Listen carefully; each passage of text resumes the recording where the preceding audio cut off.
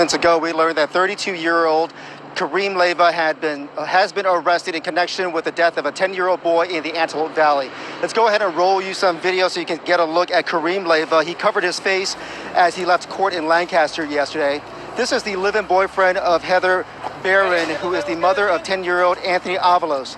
Now, Leyva was arrested one day after attending the initial hearing regarding the removal of 6 children by the Department of Children and Family Services from the couple's home.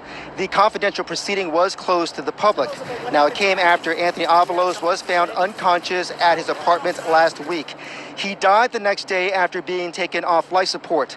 A DCFS spokesman confirmed to us that Anthony had told his mother that he liked boys and girls and that DCFS is examining whether homophobia is a factor.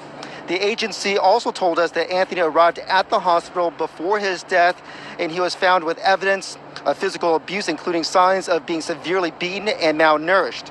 Today, the sheriff told us that was grossly overstated. However, deputies do believe that the boy died from abuse. Now, Anthony had been living in a Lancaster apartment with his mom, Leyva, and 6 siblings. All of the kids were removed from that home after the death. Since the beginning of this case, the sheriff's department told us that they believe that Anthony's death was suspicious. His mother told detectives and relatives that the 10-year-old boy had fallen when he suffered those injuries. However, investigators do not believe her story. DCFS has confirmed that it got 12 calls regarding Anthony over 3 years, but got no calls in the past 2 years. Earlier, the sheriff told us why Leyva was arrested. Take a listen.